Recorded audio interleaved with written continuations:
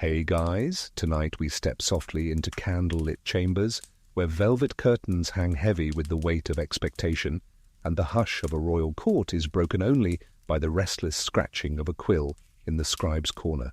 You picture yourself moving through gilded corridors, your slippers brushing against cold marble floors, knowing that every glance, every whisper is trained not on politics or war, but on the Queen's womb. It's absurd, really. You might survive a joust, a plague, or even a siege, but not producing an heir? You probably wouldn't survive that. So before you get comfortable, take a moment to like the video and subscribe, but only if you genuinely enjoy what I do here. And if you're listening right now, drop a quick note in the comments with where you are and what time it is there. I'm always curious who's drifting off with me from across the world. Now dim the lights, maybe turn on a fan for that soft background hum, and let's ease into tonight's journey together.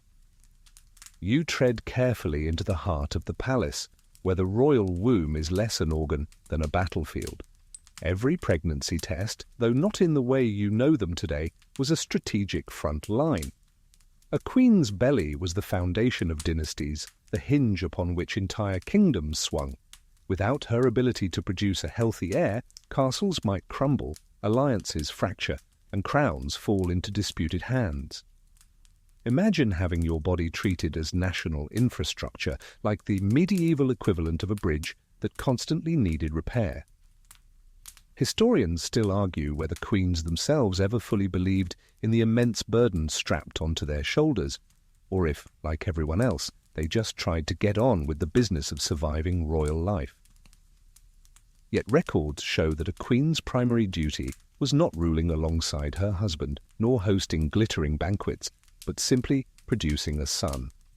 Not just any child, a healthy male child. Daughters, while doted upon privately, rarely satisfied the endless hunger of dynastic politics. You can picture Catherine of Aragon, Henry VIII's first wife, painfully aware that despite years of marriage, her sons either died in infancy or were never born alive. Each loss wasn't just a personal heartbreak, but a seismic crack in the Tudor dynasty's foundations. To the world, her body was failing England. To her, it must have felt like being slowly crushed between God's silence and her husband's impatience. And yet this wasn't just an English quirk. Across Europe, royal households kept tally of children with the same meticulousness as they counted grain. The survival of France's Valois line depended on Queen Catherine de' Medici producing heirs, and for a long time she could not. Whispers of infertility haunted her every step until she gave birth to 10 children in rapid succession, proof perhaps that the palace rumour mill worked faster than her body.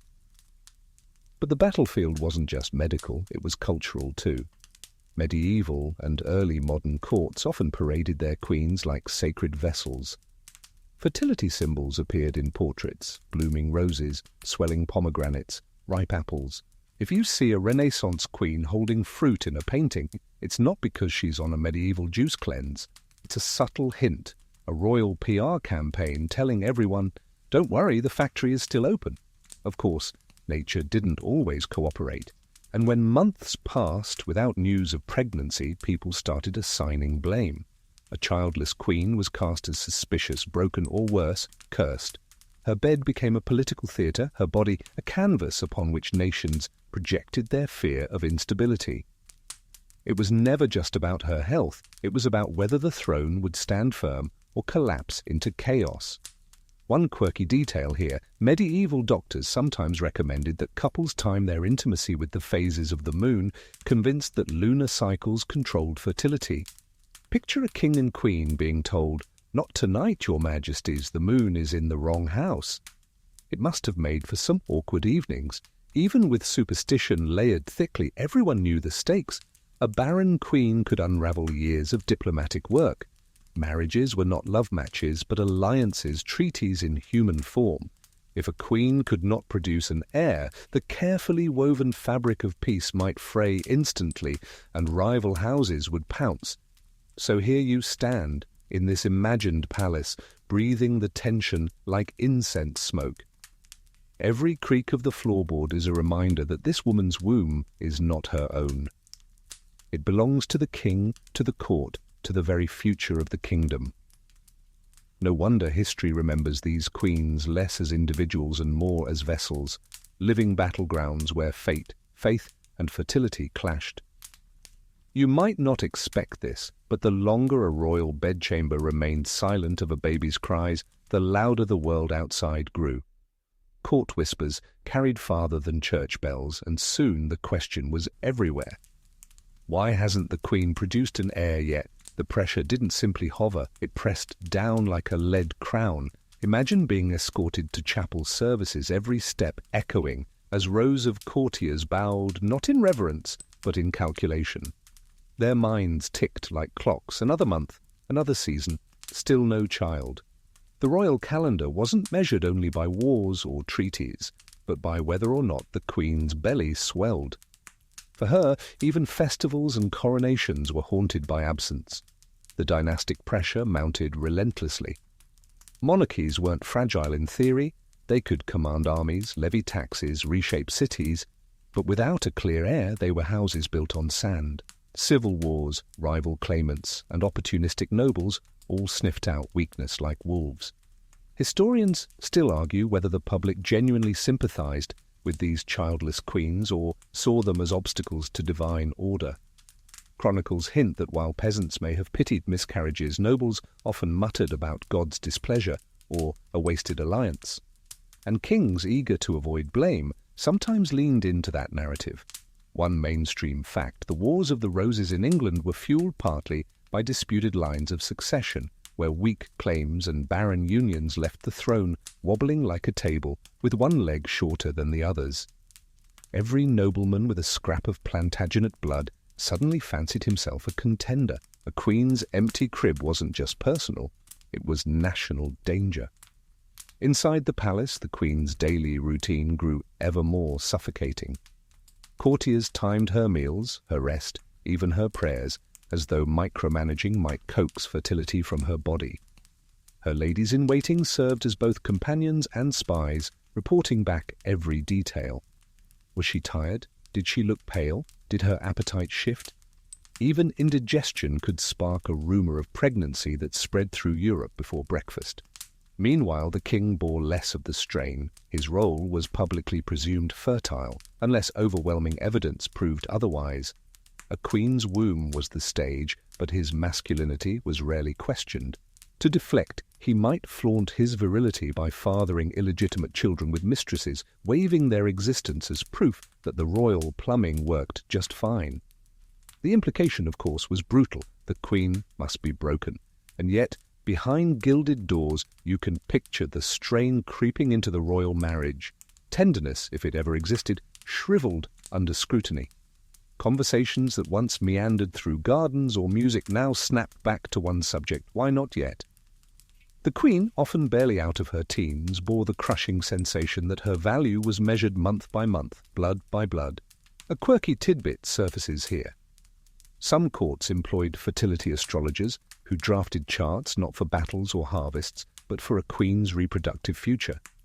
They peered at the stars and declared, "This year is auspicious for a prince," as though Saturn's tilt could coax a baby into the cradle. It sounds absurd now, but back then it was no laughing matter. Whole alliances held their breath on the pronouncements of men who squinted at the night sky. The pressure wasn't just whispered, it was staged. Public ceremonies amplified it. Special masses were ordered, saints' relics paraded through streets, bells rung for fertility. Imagine kneeling while thousands of eyes begged heaven to open your womb. Talk about performance anxiety. Even letters between monarchs show this tension. Ambassadors reported not just troop movements, but whether the Queen was rumoured to be pregnant. Whole foreign policies dangled on her body's cycles.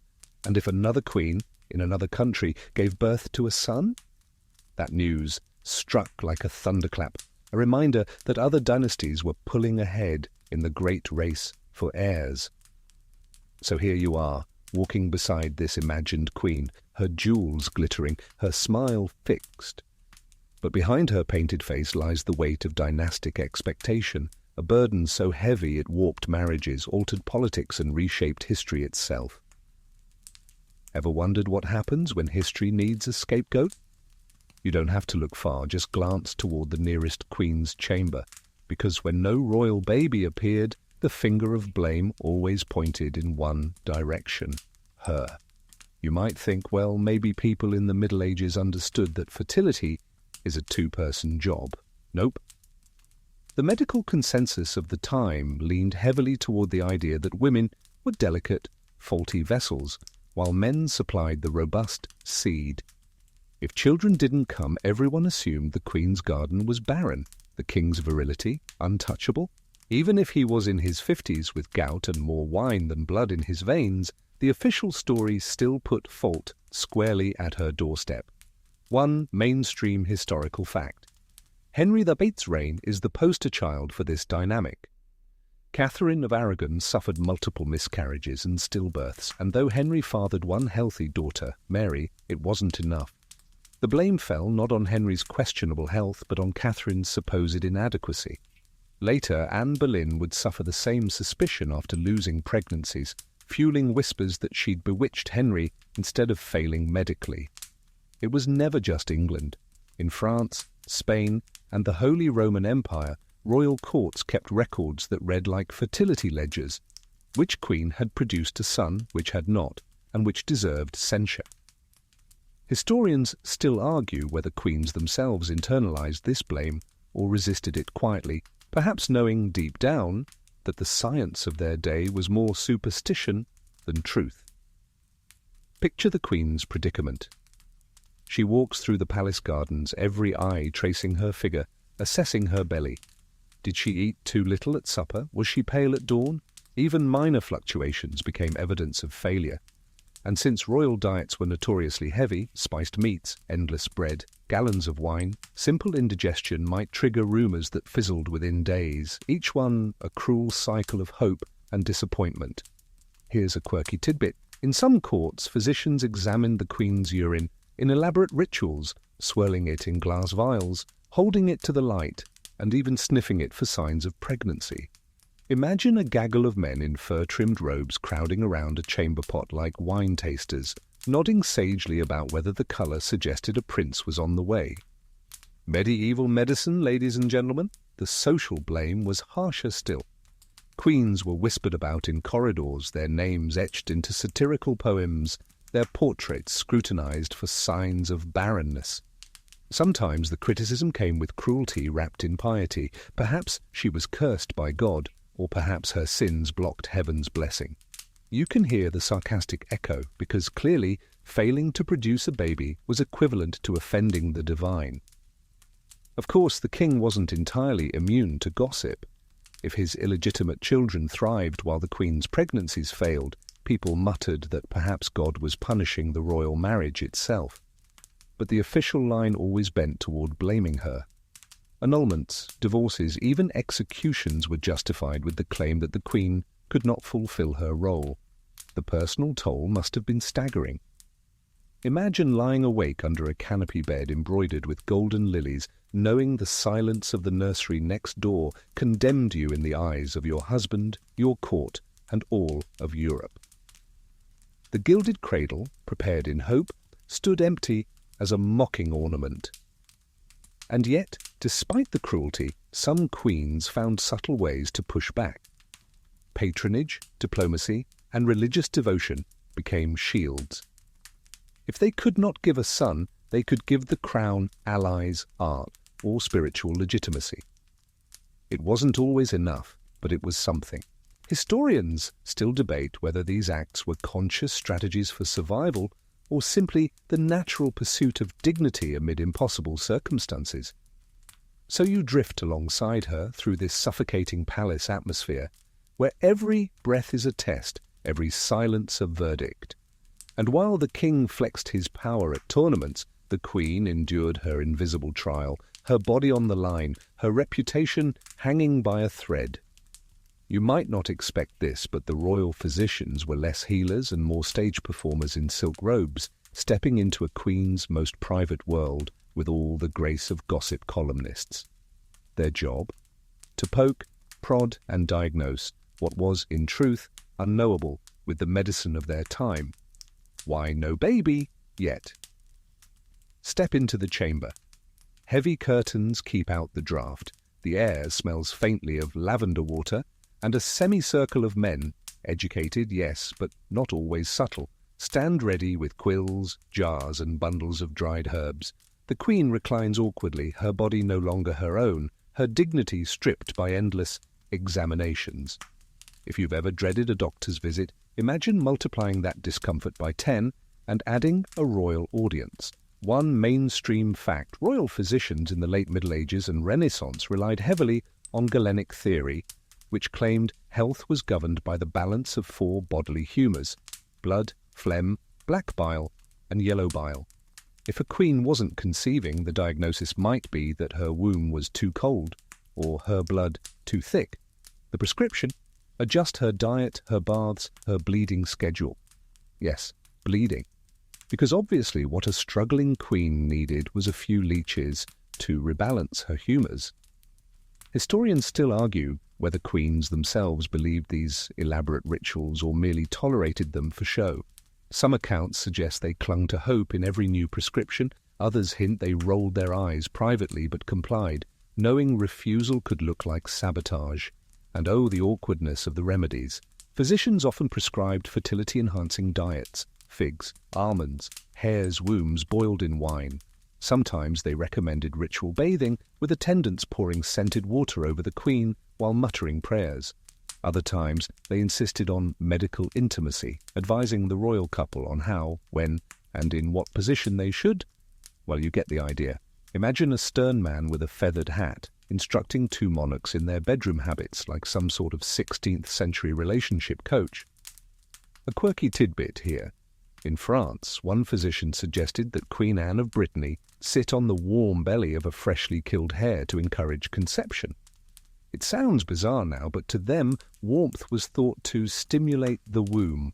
Picture the royal dignity of that scene and try not to chuckle. These invasive measures weren't just medical, they were political performances. The presence of so many physicians, midwives, and advisors reassured the court that something was being done. A queen's failure was a kingdom's crisis, so remedies had to be seen, even if they didn't work. But failure after failure wore on everyone. Behind closed doors, the queen might cry in silence, her body aching from endless bleeding, poultices, and foul-smelling tonics. The king, meanwhile, often grew restless. Courtiers whispered louder. Every failed attempt added another stone to the weight, crushing her. The scholars' debate sharpens here. Were these physicians true believers in their science or opportunists milking royal desperation for patronage and prestige? Some historians argue that doctors genuinely trusted the ancient texts. Others say they knew better but dared not admit ignorance. After all, who tells a king, "We don't actually know how reproduction works"? So here you stand, watching this procession of men shuffle out of the Queen's chamber, their fur-trimmed sleeves brushing the floor, each convinced, or pretending, that their advice had nudged fate closer to an heir. The Queen lies back, her body tender, her mind weary, knowing tomorrow will bring yet another consultation, another ritual, another round of remedies. And still, no babies cry. You probably won't believe this, but once physicians had exhausted their leeches, lunar calendars, and awkward advice about how best to proceed in bed, the next step was an avalanche of quirky remedies that bordered on comedy.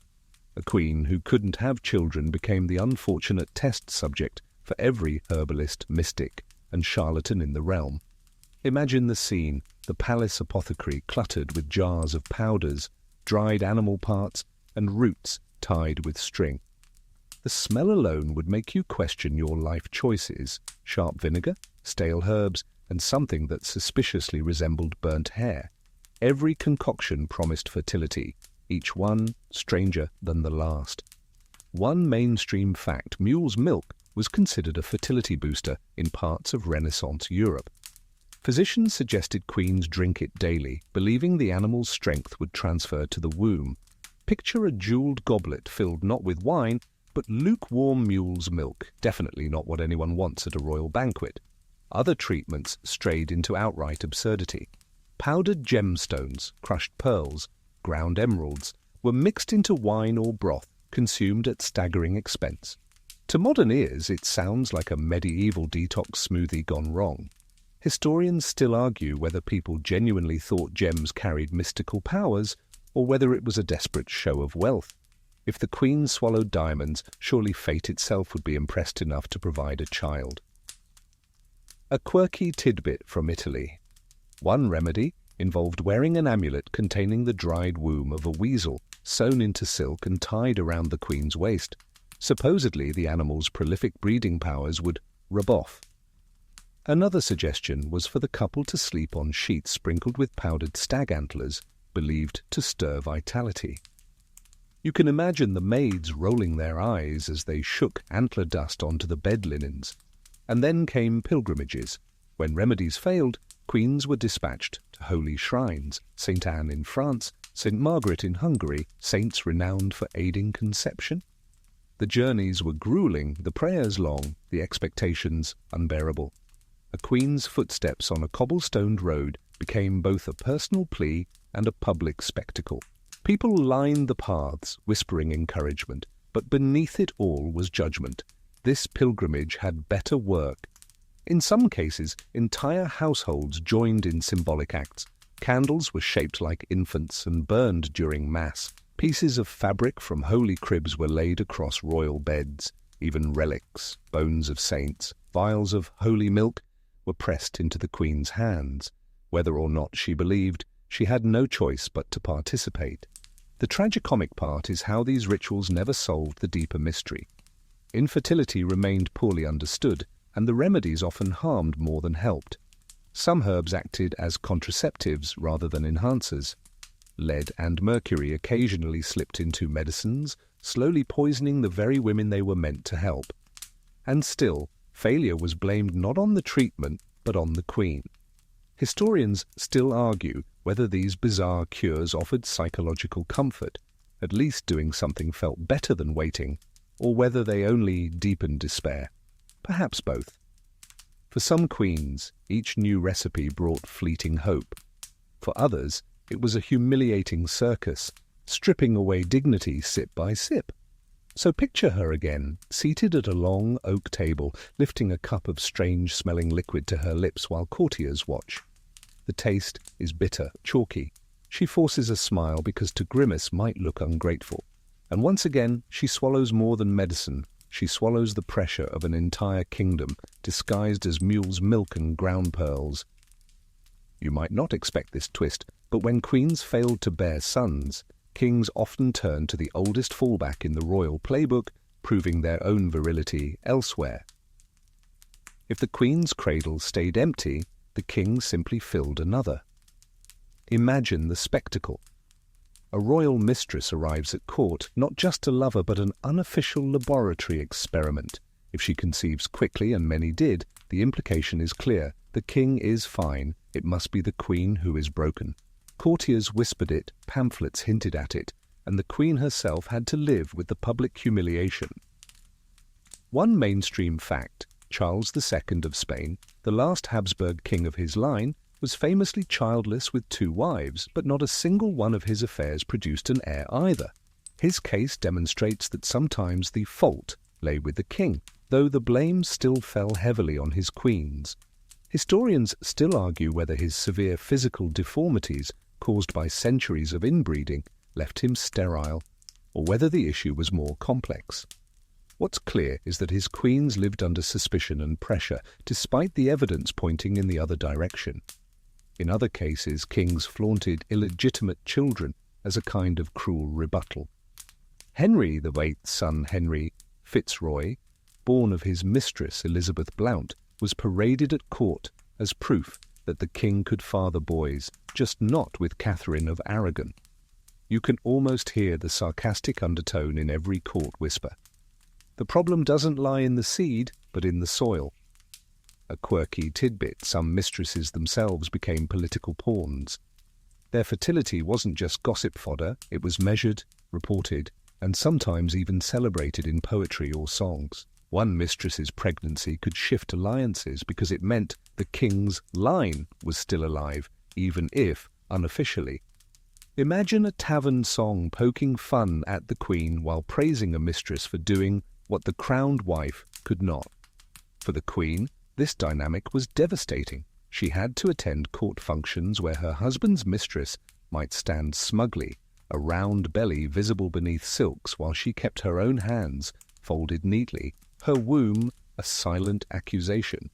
And the double standard burned hotter. While the king's indiscretions could be excused as demonstrations of strength, a queen suspected of straying, even to prove herself fertile, risked execution.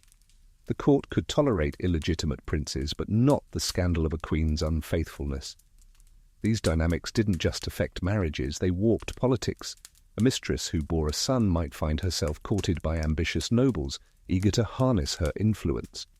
Sometimes kings even toyed with the idea of legitimizing those children, planting seeds of succession crises that bloomed years later. Historians still debate whether queens resented these mistresses with white-hot fury or saw them as pawns in the same brutal system. Some letters suggest queens treated mistresses with icy disdain. Others hint at quiet resignation, knowing their enemies were not just women, but the structures that judged them. You drift into the queen's private chambers now. The fire burns low, shadows flicker on the tapestries, and her ladies murmur softly. She holds a rosary in her hands, not for lack of faith, but for lack of power. Somewhere across the palace, her husband coos over a healthy infant in a cradle that isn't hers. And yet tomorrow she'll don her crown, smile at ceremonies, and embody dignity, while the court judges her in silence. In that moment, the royal marriage looks less like a partnership and more like a theatre, staged for Europe to watch, where mistresses play supporting roles and queens play scapegoats. The curtain never falls, and the performance goes on. Ever wondered what a palace feels like when the queen can't give an heir? It isn't silence, it's a low hum, a steady buzzing of ambition that fills the air like bees in summer. Courtiers smelled opportunity. A childless queen created a vacuum, and ambitious men and women rushed to fill it. You wander through long corridors where tapestries hang heavy, but what truly weighs more is the tension. Every bow and curtsy hides calculation. Some nobles quietly supported the queen, hoping her womb would deliver stability. Others, though, circled like hawks, eyes fixed on the throne, whispering about possible replacements. It wasn't cruelty for its own sake, it was survival. If the king's line collapsed, the nobility had to be ready to back the next best claimant. One mainstream fact: Catherine of Aragon lived this nightmare in real time. By the late 1520s, her failure to produce a living son gave Henry VIII's courtiers and advisers the perfect excuse to promote Anne Boleyn as a new consort. The rival factions weren't just about love or scandal, they were about political positioning. Supporting Anne meant betting on a new future for England. Supporting Catherine meant clinging to a fading one. Historians still argue whether queens themselves were fully aware of these political games or shielded from their sharpest edges. Letters suggest Catherine knew exactly how her rivals plotted, while others hint at queens who trusted too much and only realized betrayal when it was too late. And gossip wasn't confined to men. Women at court, ladies-in-waiting, noble wives, played the game too. Some aligned themselves with potential new queens, subtly distancing from the current one. Others doubled down in loyalty, hoping that if fortune shifted, they'd be remembered for standing firm. A quirky tidbit here: in France, satirical poems sometimes circulated that mocked childless queens with animal metaphors, calling them barren hens or fruitless trees. These weren't harmless jokes, they were daggers in rhyme, spreading dissent under the guise of humor. Imagine being a queen, hearing a court jester repeat a line that reduced your life's greatest grief to a punchline. Rivalries often extended to foreign ambassadors. A queen from Spain or Austria who couldn't produce heirs gave her homeland's rivals ammunition. Ambassadors reported her failures gleefully, pressing their monarchs to renegotiate treaties or push for annulments. Suddenly her womb wasn't just her problem, it was a geopolitical lever. And yet some queens wielded defiance as armor. They hosted lavish feasts, commissioned artworks, or leaned into religious devotion, creating a reputation too strong to topple easily. Catherine de' Medici, for example, endured years of infertility at the French court, mocked as the barren queen. Yet she eventually produced 10 children and outmaneuvered nearly every rival, proving patience could outlast ambition. Still, the waiting years were perilous. For a childless queen, every day was a performance, every smile a shield. Her enemies didn't need armies, they only needed rumors. And those rumors travelled fast, carried on parchment, in songs, in whispers, in candle-lit halls. So picture yourself sitting in the great hall. The king entertains with a hunt story, courtiers laugh, goblets clink. But underneath, you sense the real drama, the unspoken question of succession, the hidden rivalries, the courtiers already rehearsing their loyalty speeches for whichever woman might replace the queen. The air sparkles with politeness, but beneath the polish lies a jungle of ambition. You might not expect this, but being a foreign-born queen in a court already hostile to your accent, your customs, and your household staff made the infertility issue 10 times worse. When the crib stayed empty, suspicion wasn't just personal, it was national. Picture it. You're a young Habsburg bride stepping into the chilly stone halls of France. Your gown dazzles, your jewels shimmer. But to many courtiers, you are not a beloved daughter-in-law. You are the outsider, a diplomatic pawn. If the royal nursery fills quickly, your foreignness is forgiven, even celebrated. If it doesn't, every side-eye and whispered comment suddenly points to you, the foreign queen, who brought nothing but bad luck. One mainstream fact: Anne of Austria, the Spanish-born queen married to Louis XIII of France, endured 22 years before giving birth to her first child, the future Louis XIV. For much of those 2 decades, she was accused of negligence, piety gone overboard, and even of secretly wishing to betray France by failing to secure the dynasty. Historians still argue whether Louis XIII himself was partly to blame. Some suggest he was distant, cold, even physically incapable, but the court placed blame squarely on Anne. Foreign queens bore the extra burden of being symbols of alliances. Their marriages were treaties embodied in flesh and silk. So when no heir appeared, enemies whispered that the alliance itself was cursed, or that the queen deliberately sabotaged her host kingdom. Imagine the paranoia. You stumble at a banquet, and suddenly rumors spread that you're carrying poison in your bodice. You skip one dance, and they say you're sickly, barren, unsuitable. A quirky tidbit: in some cases, courtiers even accused foreign queens of bringing bad womb heir from their homeland. It sounds ridiculous now, but it was whispered that Spanish women were too hot-blooded or Austrian women too cold to produce healthy children, as though entire climates were to blame for empty nurseries. Isolation deepened the wound. These queens often lacked allies in their new courts. Their ladies-in-waiting were sometimes spies loyal to the king or rival factions, and letters home were censored or delayed. Imagine writing to your mother in Spain confessing your loneliness, only to have the letter intercepted and mocked at court. The walls of the palace became less like home and more like a gilded cage. And the pressure wasn't just political, it was cultural. Foreign queens were expected to adapt instantly, adopting the fashions, languages, and even prayer customs of their new lands. A small misstep, a Spanish mantilla in a French chapel, an Austrian hymn hummed at the wrong moment, was magnified into proof of disloyalty. Couple that with childlessness, and the queen seemed doubly alien. Historians still argue whether queens like Anne of Austria secretly leaned on networks of other foreign-born women for survival, or whether they endured alone. We know some clung fiercely to religious devotion, finding solace in chapels while courtiers sharpened knives in council chambers. Others commissioned art, portraits, and charities, weaving themselves into their adoptive country's fabric in hopes of being seen as more than empty wombs. So you walk with her now through a gallery lined with oil paintings, each depicting past queens holding plump babies or gesturing toward heirs in miniature armor. Her footsteps echo, lonely, against marble floors. She sees herself reflected in the polished glass of a portrait, childless, foreign, scrutinized. And she knows, no matter her grace, her lineage, or her dignity, her greatest crime in the eyes of her new nation is something she cannot control. You might not expect this, but infertility wasn't just seen as a medical issue.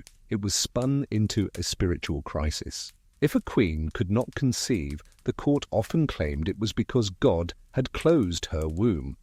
And once religion took hold of the story, things got very strange, very quickly. Imagine the queen kneeling on cold stone in a chapel at dawn, her jeweled rosary slipping through trembling fingers while a bishop thunders from the pulpit that the lack of heirs might be punishment for hidden sins. Every word feels like an arrow. The courtiers murmur their prayers, but their sideways glances sting more than incense smoke. One mainstream fact: in the late Middle Ages, infertility was sometimes explicitly linked to divine displeasure. Chroniclers suggested that kings and queens who failed to produce heirs had angered heaven itself. Catherine of Aragon, for example, believed her failure to give Henry VIII a son was divine judgment for marrying her late husband's brother. That interpretation shaped everything: her prayers, her self-blame, and Henry's eventual case for annulment. Historians still argue whether these beliefs came more from genuine faith or political opportunism. Did people truly believe God micromanaged every cradle? Or was it a convenient excuse to justify sidelining queens? The truth, as usual, likely falls somewhere in between. And when religion sharpened its blade, whispers of witchcraft were never far behind. A barren queen might be accused of being cursed, bewitched, or secretly dabbling in forbidden rites. Neighbors might say an envious woman hexed her, or that demons bound her womb. Even sacred relics were dragged into the story. If a queen touched a holy object and still failed, people claimed her soul was unworthy. A quirky tidbit: some priests actually recommended sprinkling holy water directly on the marital bed before intimacy, as though sanctifying the sheets could coax God into the act. Others urged couples to abstain on certain holy days to avoid sinful conceptions, which frankly sounds like setting up a divine scheduling conflict. For the Queen, this religious narrative was suffocating. Every miscarriage wasn't just heartbreak, it was a sermon. Every stillbirth wasn't just tragedy, it was treated as proof of guilt. In public processions, she walked beneath banners of saints and angels, while silently knowing she'd soon be judged for what her body failed to provide. And yet queens sometimes leaned into piety as a defense. By becoming visibly devout, fasting, donating to churches, sponsoring monasteries, they could reframe themselves as holy sufferers rather than cursed failures. Anne of Austria, during her long years without children, built altars and paid for prayers across France, weaving her barrenness into a story of humble devotion. Still, the tension was inescapable. You can almost hear the sermons echoing through the vaulted chapel. A barren queen, a barren kingdom. Even if no one said it aloud, the implication hung heavy. It wasn't just her womb on trial, it was her soul. So you drift beside her now as she exits the chapel, the air cold against her cheeks, her crown glinting dully in the grey light. Behind her, bishops bow stiffly, courtiers whisper, and the silence of the nursery looms louder than the tolling of any church bell. You might not expect this, but when the Queen's womb was declared faulty, the blame didn't always stop with her. Sometimes the net widened, and those closest to her, advisers, midwives, even ladies-in-waiting, were accused of sabotaging fertility. After all, if something went wrong, someone had to pay. Picture the palace chamber, the Queen's attendants bustling about, fluffing pillows, preparing her baths, guarding her secrets. To outsiders, these women were not just helpers, they were potential conspirators. If the Queen failed to conceive, whispers arose that her ladies had mismanaged her care or poisoned her food. In a world where suspicion grew faster than weeds, even kindness looked suspicious. One mainstream fact in Tudor England: midwives were sometimes blamed for infant deaths or miscarriages, accused of incompetence or worse, witchcraft. While records rarely name the women in royal households, it's clear that midwives and personal physicians bore enormous risk. If a pregnancy failed, they might be dismissed, fined, or even put on trial. Historians still argue whether this blame came from genuine belief or political convenience. Was it easier to accuse a powerless servant than confront the possibility that the king himself might be sterile? Or was it simply a matter of convenience? Removing an attendant gave the illusion of doing something about the problem. The court had no shortage of scapegoats. If the queen fainted, her apothecary might be accused of mixing the wrong herbs. If she miscarried, a maid could be whispered about as secretly disloyal. Even the queen's confessor might fall under suspicion for encouraging too much fasting, supposedly weakening her body. The irony is almost painful. The very people dedicated to her care risked destruction if she failed. Here's a quirky tidbit. In France, some midwives carried charms stitched into their gowns to protect themselves against accusations. Tiny relics, bits of parchment with prayers, or even rabbits' feet were hidden in hems because if something went wrong, they needed all the divine insurance they could get. And the paranoia spread outward. Foreign ambassadors often pointed fingers at the Queen's advisors, claiming they sabotaged fertility for political reasons. Perhaps her Spanish maids gave her the wrong diet, a French envoy might suggest. Or her Austrian chaplain encourages too much prayer and not enough bed rest. These accusations weren't just idle, they were diplomatic daggers. For the Queen, it added another layer of guilt. She relied on these women for comfort, yet she knew they might be torn from her side at any moment. Sometimes she even had to dismiss loyal companions to appease her husband or his council, leaving herself lonelier than ever. The scholars' debate deepens here. Were these scapegoated attendants truly victims of superstition, or did some secretly exploit their roles for influence, giving rivals the ammunition they needed? We may never know because history rarely records the voices of servants caught in royal crossfire. So here you stand with her in her private chamber. A lady brushes her hair, another adjusts her gown, while outside the door, courtiers whisper, "Blame." These women are her allies, her family in a foreign land. Yet at any moment one might be exiled, accused or disgraced, all because her womb has remained silent. And as you drift further into the story, you sense how blame spread like wildfire, consuming not just queens, but everyone within reach of their empty cradle. You might not expect this, but when queens couldn't fill the cradle with their own children, many found themselves raising the king's illegitimate offspring. It sounds humiliating, but for some, it was a strategy, a way to stay relevant in a court that judged them by motherhood alone. Imagine the irony, a queen whose womb is declared barren, walking hand in hand with a child whose existence is living proof of her husband's virility. Courtiers smirk, ambassadors report home with glee, and yet the queen smiles through it, treating the child as her own, because if she could not give the king heirs, she could at least present herself as the gracious mother of his household. One mainstream fact, Queen Catherine de' Medici, after years of struggling to bear children, doted on the illegitimate offspring of her husband, King Henry II of France. It wasn't simply kindness, it was survival. By embracing them, she appeared generous and maternal, softening the cruel gossip that called her barren. Historians still argue whether Catherine's care was genuine affection or calculated politics, but the effect was clear. She was seen as a mother, even if not by blood. These arrangements weren't always peaceful. Some queens bristled at being forced into stepmotherhood, while mistresses gloated over their advantage. But others leaned into it. By raising illegitimate children, queens created loyal allies who sometimes defended them later in court intrigues. After all, affection is a powerful currency. A quirky tidbit, in Spain, a few childless queens were even tasked with raising the king's nieces and nephews, parading them at court as though they were her own brood. It was theatre, plain and simple. The public didn't need to know the fine print. They only needed to see the queen with children at her side, as though her maternal duties were fulfilled by proxy.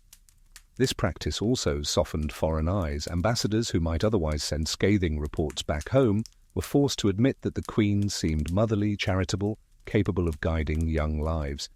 In a world where image mattered as much as reality, even staged motherhood could hold kingdoms together. But make no mistake, privately, the grief was heavy. Imagine cradling a child who calls you mother while knowing the world whispers you couldn't create one yourself. The cradle songs she sang at night, the kisses she placed on little brows, all carried the bitter taste of what she lacked. and yet she persisted because the alternative, being cast aside entirely, was far worse. Historians still debate how much these fostered relationships mattered politically. Some argue they were symbolic, little more than window dressing. Others insist they offered queens a vital foothold, showing that even without heirs of their own, they could embody the ideal of motherhood. So you walk with her now, through palace gardens, children darting around her skirts, their laughter ringing through the hedges. Courtiers smile at the sight, painting her as the serene mother figure. And though she feels the weight of every whispered reminder that none of these children are hers, she holds their hands tightly, because in that moment, playing the part of mother keeps her crown secure.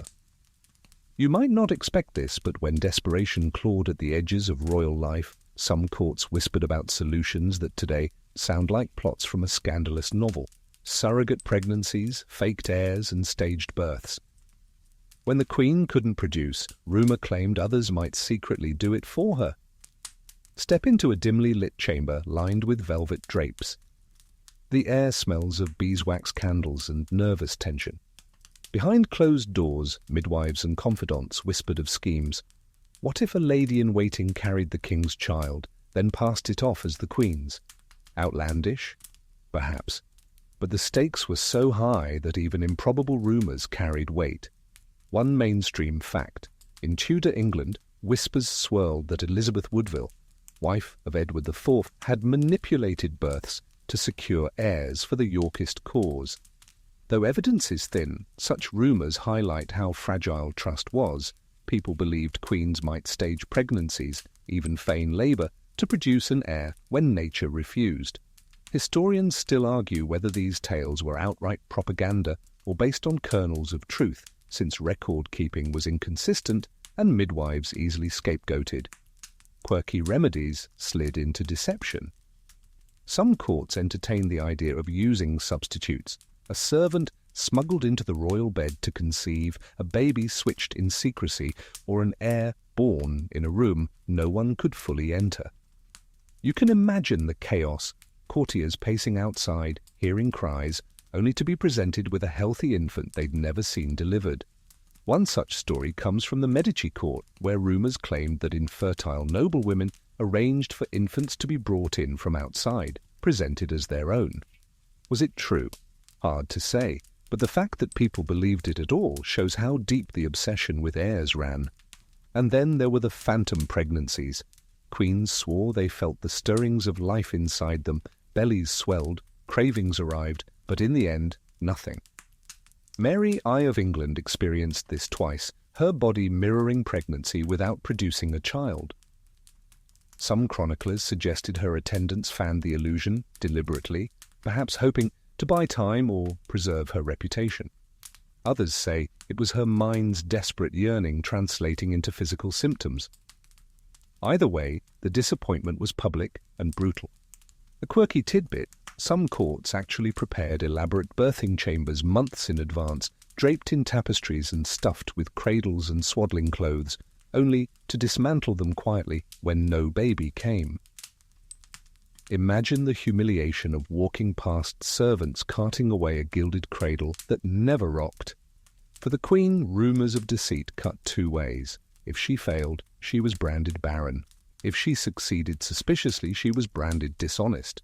It was a no-win situation where her reputation dangled between divine judgment and outright fraud. Historians still debate whether any royal children were truly smuggled into legitimacy. But one thing is certain: the fact that such stories circulated shows the desperation. People were willing to believe the unimaginable because the alternative, an empty throne, was more terrifying. So you picture her now, sitting in her chamber, a hand on her flat stomach, surrounded by tapestries of cherubs and mothers with children. Outside, courtiers whisper about phantom pregnancies and secret swaps. Inside, she knows the truth. No amount of rumour can fill the silence of her nursery. You might not expect this, but when patience finally ran out, kings often sought the ultimate remedy for a barren marriage: annulment or divorce.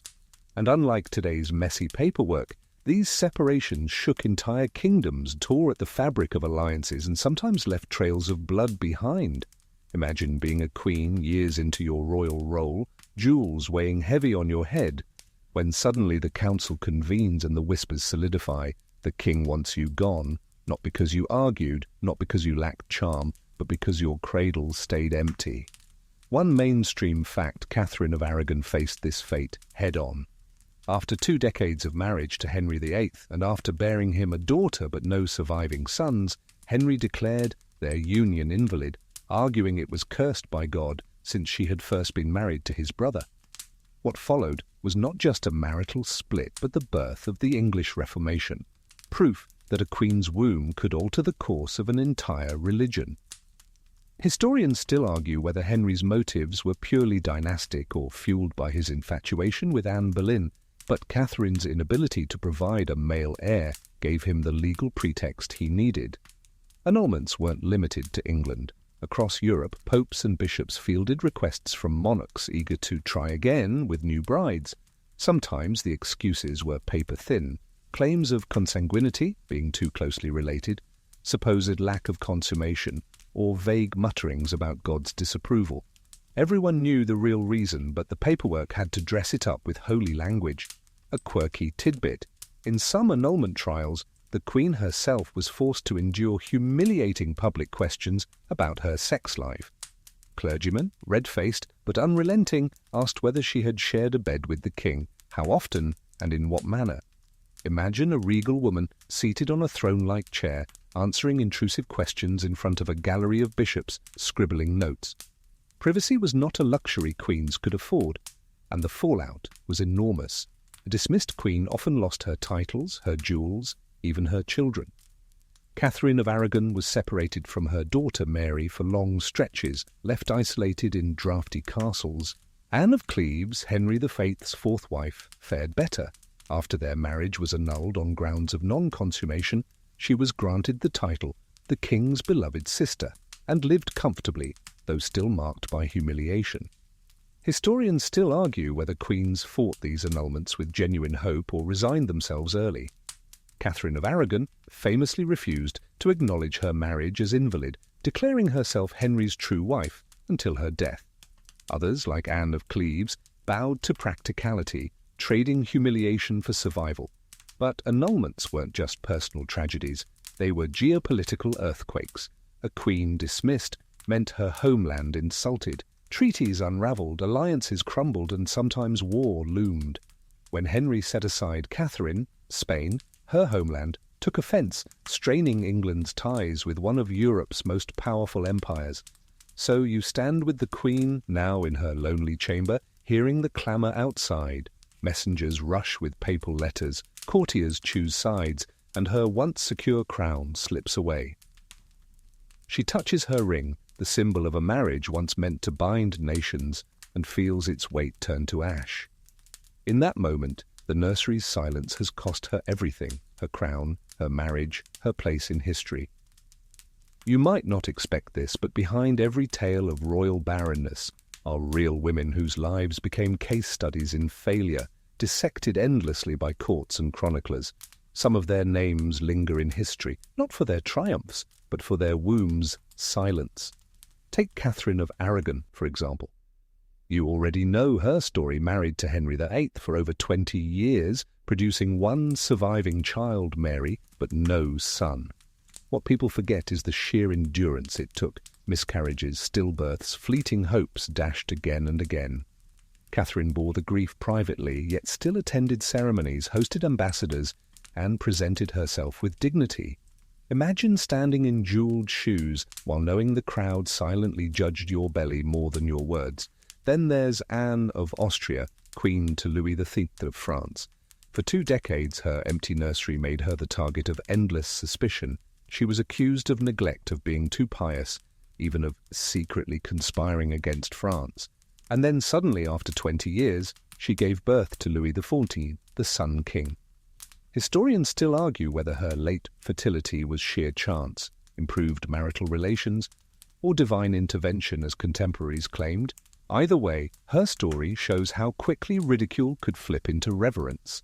A quirky tidbit: Catherine de' Medici, mocked early in her marriage for childlessness, was said to have tried every bizarre remedy in the book, from astrology to potions. Rumours spread that she even resorted to black magic. But when she finally conceived, she did so spectacularly, 10 children, securing the Valois dynasty. Suddenly, the barren queen became the mother of kings.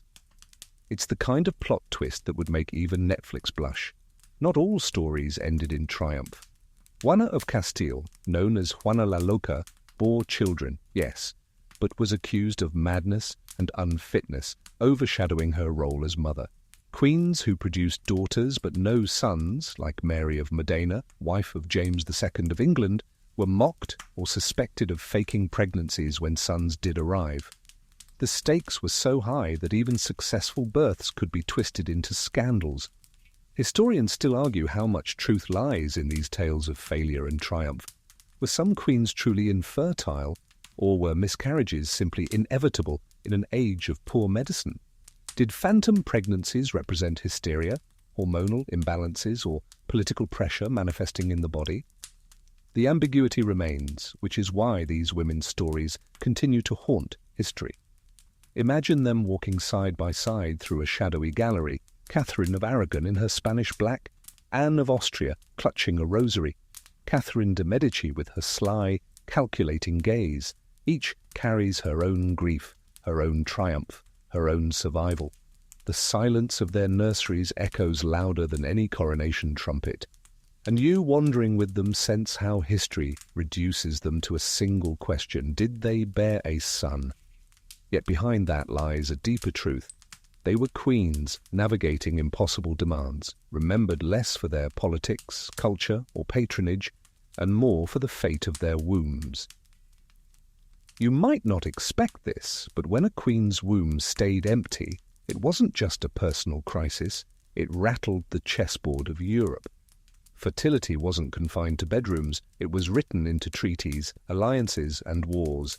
A queen's silence echoed across borders. Imagine the scene. 2 monarchs meet under fluttering banners, their words wrapped in honeyed diplomacy. Behind every handshake lurks the question: does this marriage actually bind kingdoms if no heir cements it? If the queen hasn't produced, then the treaty she represents may already be fraying.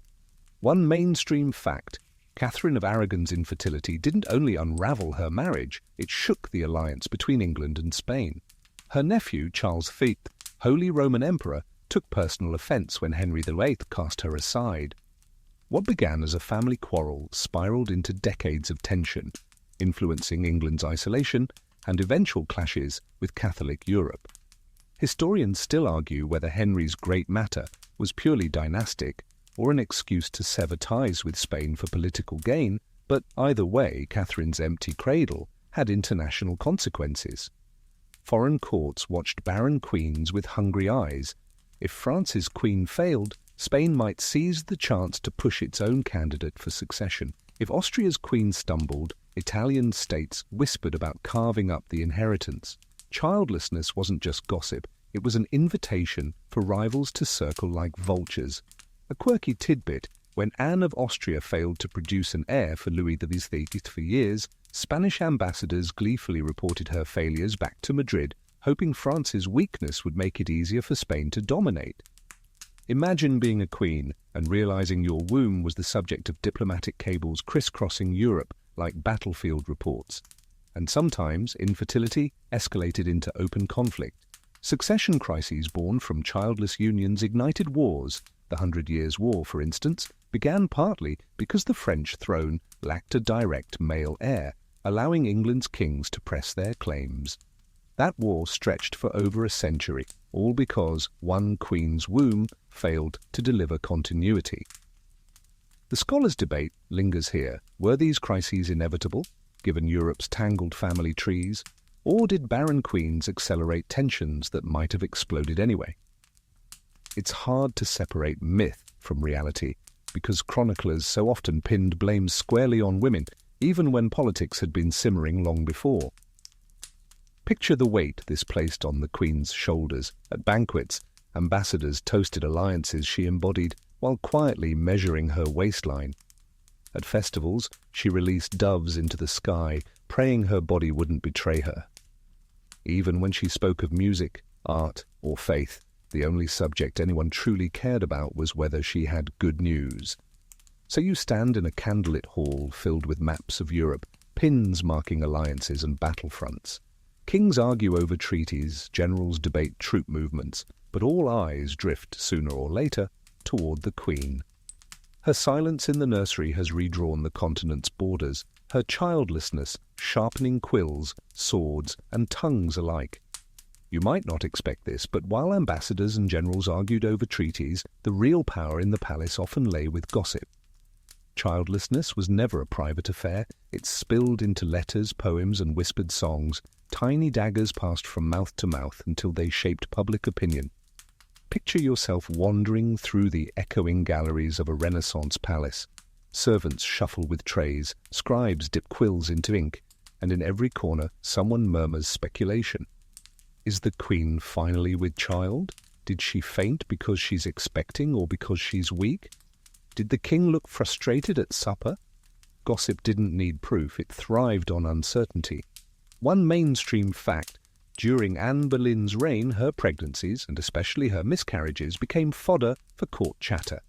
Letters from foreign ambassadors gleefully recorded her failures, spreading the news across Europe before she even left her chamber. Historians still argue whether some of these reports exaggerated her condition to undermine her position, but the effect was the same. Her body became public property in rumour form. Even poets joined in. Court masques and satirical verses mocked queens who failed to conceive.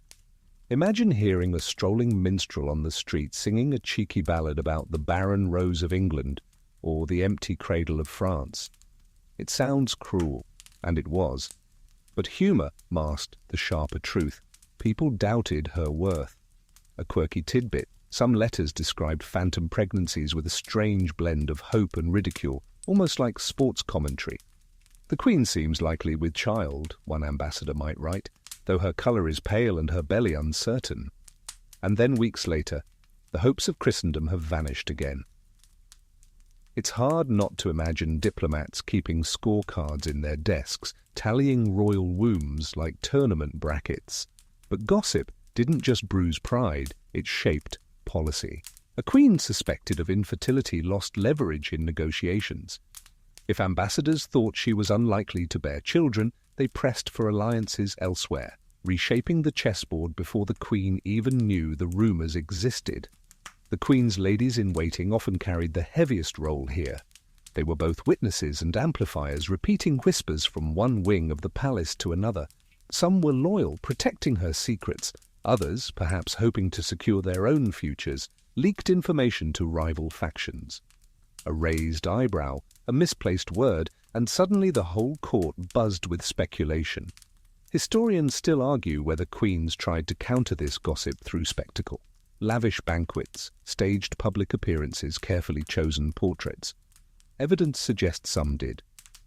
Elizabeth of York, for instance, was often depicted in paintings with fertility symbols, even though by then her childbearing years had slowed. It was less about truth and more about controlling the story. So you drift into the great hall now. A fire roars, wine flows, musicians play, but beneath the laughter is that hum again, the sound of whispers weaving into history. The Queen's smile hides her dread as she hears fragments of conversation. She looked pale tonight. Her gowns hang looser. Perhaps the king should try again with someone else. In the end, gossip was as powerful as armies, and for a childless queen, every rumour felt like a siege. You might not expect this, but while gossip spread faster than wildfire, the science, or what passed for it, lagged centuries behind. Medieval and Renaissance medicine barely understood reproduction. Doctors spoke confidently, but most of their knowledge was stitched together from Aristotle, Galen, and sheer imagination. Imagine a royal consultation. The Queen sits stiffly in her carved chair, while physicians in long robes clear their throats and present theories that sound more like alchemy than biology. One declares her womb is too cold to conceive. Another insists her menstrual cycle is blocked because of bad humours. Yet another claims the stars weren't aligned when the marriage was consummated. Each man sounds authoritative, but none of them actually knows what's happening inside her body. One mainstream fact, well into the 17th century, many European physicians believed in the two-seed theory, inherited from ancient Greek thinkers. They argued that both men and women contributed seed to conception, and if the woman's seed was weak or insufficient, conception failed. Later, others clung to the idea that only the man's seed mattered and the woman was simply a passive vessel. Historians still argue over how widely these theories were accepted in different courts, but either way, the Queen always carried the heavier blame. A quirky tidbit, some manuals suggested that women should sneeze vigorously after intercourse to shake the womb into place, while others recommended jumping, dancing, or even holding their breath. Picture a royal couple trying to maintain dignity while following instructions that sound more like a farce than a medical regimen. The remedies grew stranger the less doctors understood. Bloodletting to thin the humours, hot compresses applied to the abdomen, drinking concoctions of rabbit's blood mixed with wine. Even the position of the marital bed was scrutinized, with advisers suggesting it be aligned north to south to attract heavenly favor. It's little wonder nothing worked. Historians still argue whether queens privately doubted these methods or placed genuine faith in them. Some letters suggest queens clung to every recommendation, desperate for hope. Others hint at quiet resignation, treating each new prescription like another performance in the endless theatre of expectation. And yet, the lack of scientific knowledge had deadly consequences. Dangerous herbs used as fertility tonics sometimes acted as contraceptives. Heavy metals like mercury found their way into treatments, poisoning rather than curing. The very attempt to fix the Queen's barrenness may have deepened it. So you drift into the laboratory of a royal physician. Shelves cluttered with jars of strange powders, dried herbs, and animal organs preserved in glass. The air reeks of vinegar and musk. The physician stirs a bubbling mixture, promising it will open the womb, while the Queen steels herself to drink yet another foul potion. Outside, courtiers wait impatiently for news, but science has no answers to give. And through it all the Queen endures, her body caught between ancient theories, dangerous cures, and the unrelenting pressure of a dynasty that refuses to accept ignorance as an answer. You might not expect this, but when physicians failed and prayers seemed unanswered, superstition rushed in to fill the void. Fertility became less a medical question and more a matter of charms, amulets, and whispered rituals, as if the kingdom's future could be tucked into a pouch of herbs or tied around a queen's waist. Picture her chamber. The tapestries hang heavy, incense curls in the air, and beneath her silk gown the Queen wears an amulet sewn with red thread, perhaps a wolf's tooth, perhaps a scrap of parchment bearing a saint's name. No one admits these things aloud in court, but everyone knows.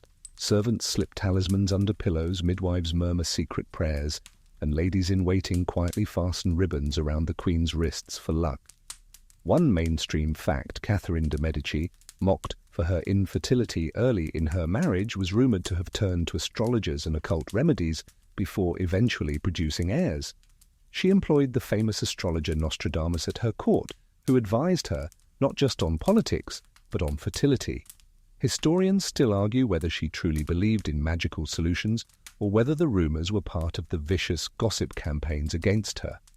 A quirky tidbit: some Italian households believed that placing a live frog in a woman's shoe could stimulate fertility, the hopping creature symbolising vitality.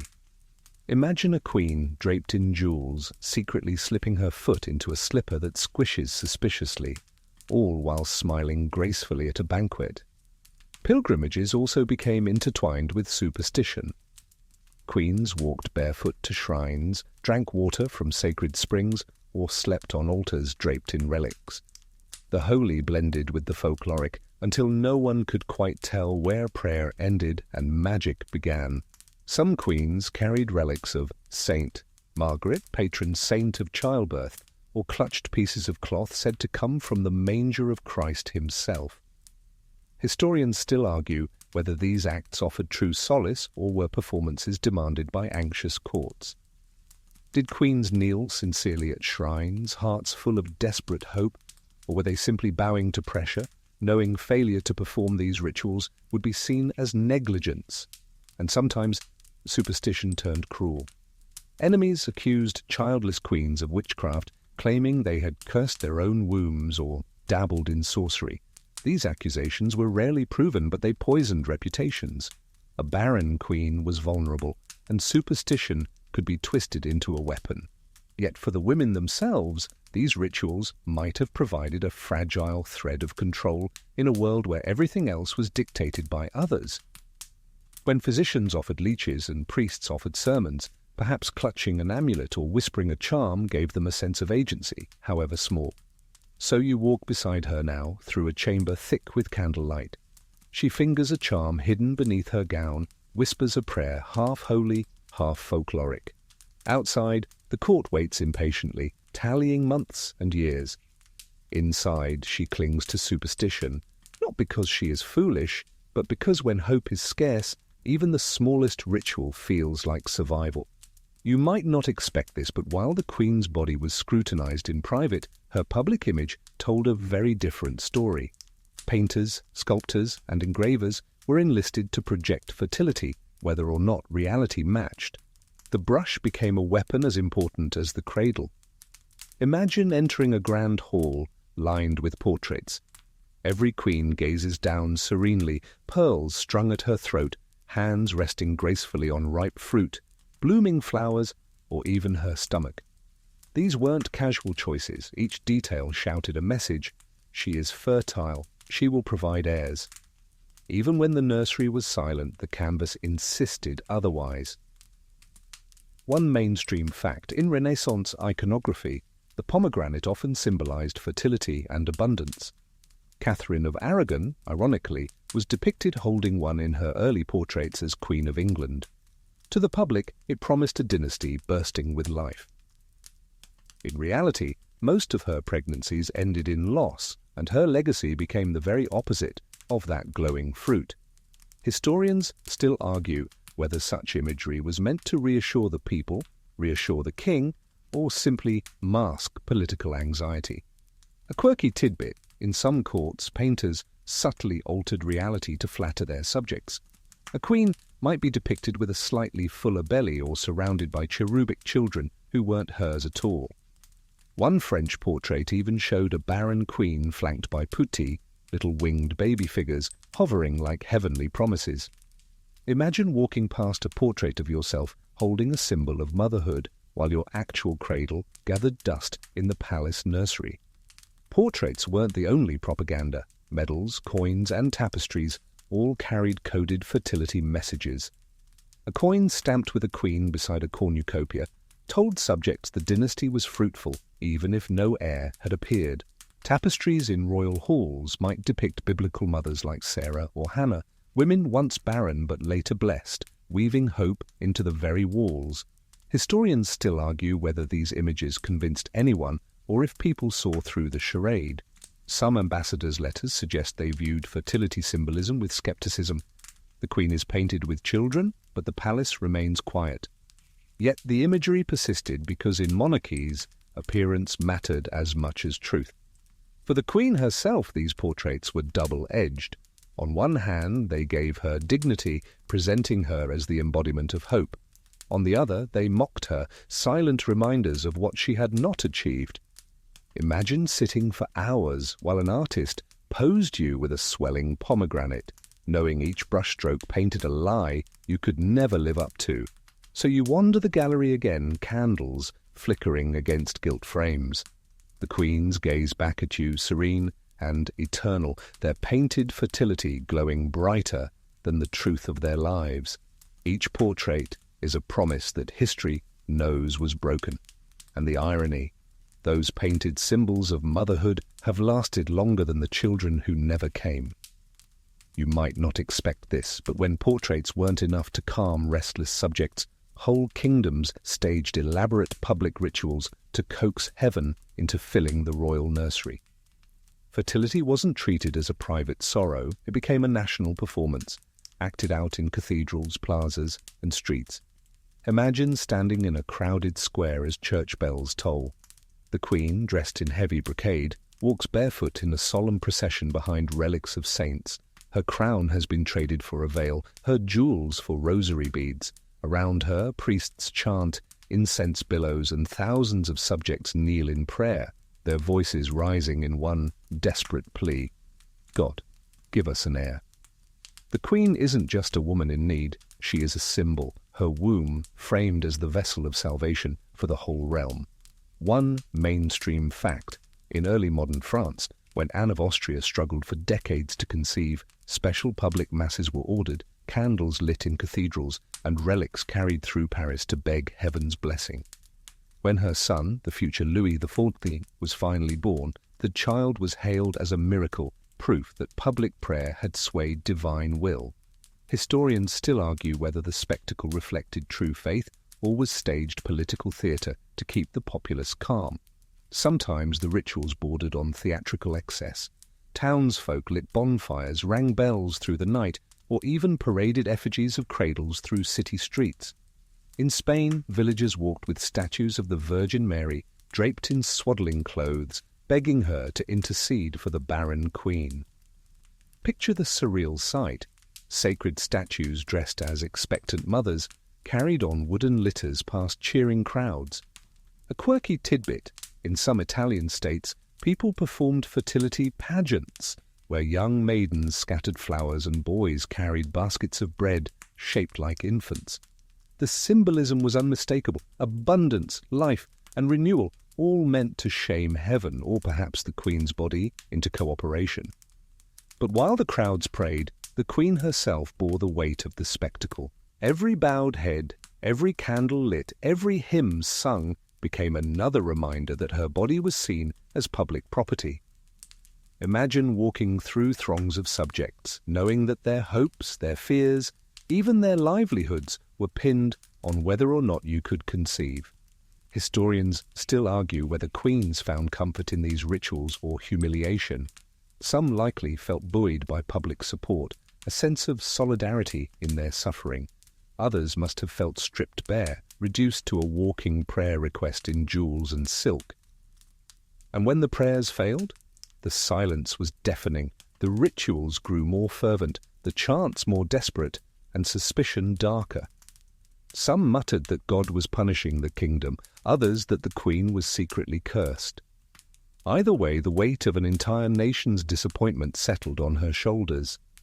So you drift now in that candle-lit procession, the crowd's eyes fixed on the Queen. Their voices echo through the night, heavy with faith and desperation. She walks slowly, her veil brushing the stones, her heart pounding with the knowledge that no ritual, however grand, can guarantee the cry of a child in the palace nursery. You might not expect this, but even when queens conceived, the story rarely ended in joy. Miscarriages, stillbirths, and infant deaths were heartbreakingly common, and yet they were cloaked in silence. A queen's grief was swallowed whole by protocol. Picture the royal chamber, tapestries drawn tight, midwives bustling, the air heavy with candle smoke and whispered prayers. Hours of labor stretch into the night, and then a still silence. No baby's cry. Outside, courtiers wait eagerly, straining for news. Inside, the Queen stares into emptiness, her body trembling, her soul unraveling. And yet within minutes, attendants are already cleaning the room, hiding the evidence, whispering orders that the tragedy not reach beyond the walls. One mainstream fact: Catherine of Aragon endured at least 6 pregnancies, most ending in stillbirth or infant death. Only her daughter Mary survived. Each loss devastated her personally, but publicly, the court buried the grief under layers of ceremony and forced optimism. Historians still argue whether the trauma of repeated loss shaped her fierce religiosity later in life, or whether it only deepened her resignation. A quirky tidbit: in some courts, a cradle was prepared months in advance and publicly displayed. When the infant was stillborn, servants quietly dismantled it in the dead of night, hoping no one would notice. Imagine the haunting sight of a golden cradle carried out through back corridors, its silken blankets folded neatly as though mocking the silence. And yet the Queen was rarely allowed time to mourn. Advisers hurried her into appearances, dinners, and religious processions, as though continuing life would erase the emptiness. To show despair might invite whispers of weakness or divine punishment. So she smiled stiffly, her heart breaking, while courtiers measured her worth only by whether she would try again. Historians still argue whether miscarriages were even counted honestly in official records. Many were hidden, minimized, or written off as indispositions. Yet behind the euphemisms lay women in agony, their bodies racked, their hopes shattered. The silence wasn't compassion, it was erasure. Some queens found ways to sublimate grief into ritual. Anne of Austria, after multiple failed pregnancies, sponsored masses for lost infants, filling cathedrals with music and incense. Others poured sorrow into patronage, building chapels or endowing charities in the names of children who never lived. It was the only way to make invisible lives visible. Imagine the Queen now, alone in her chamber, the fire crackling low. Her ladies murmur softly, folding away tiny garments that will never be worn. She stares at the cradle by her bedside, its carved angels watching silently, their wings casting shadows in the flickering light. She presses a hand to her chest, not because of physical pain, but because of the unbearable ache of dreams lost again. And still the next morning the bells toll not for mourning but for mass, and she is expected to rise, dress in brocade, and play her role. Because in the cruel arithmetic of royal life, private grief was nothing compared to the public hunger for an heir. You might not expect this, but when the cradle stayed empty or the infant's cry faded too soon, the silence did more than break a queen's heart. It threatened the very stability of kingdoms. A childless throne was a throne balanced on a knife's edge. Picture the council chamber, a heavy oak table, groaning under the weight of maps, treaties, and quills. Around it, men in velvet doublets murmur anxiously, not about wars or taxes, but about what will happen if the king dies without a son. Every noble eye is already measuring his own bloodline, calculating claims, sharpening ambitions. The Queen, meanwhile, sits isolated in her chamber, knowing her inability to bear a child has given fuel to all their plots. One mainstream fact: the Wars of the Roses in 15th century England erupted partly because of disputed succession lines, where childless or weak heirs left openings for rival factions. It wasn't always the Queen's fault, but barren unions became the kindling.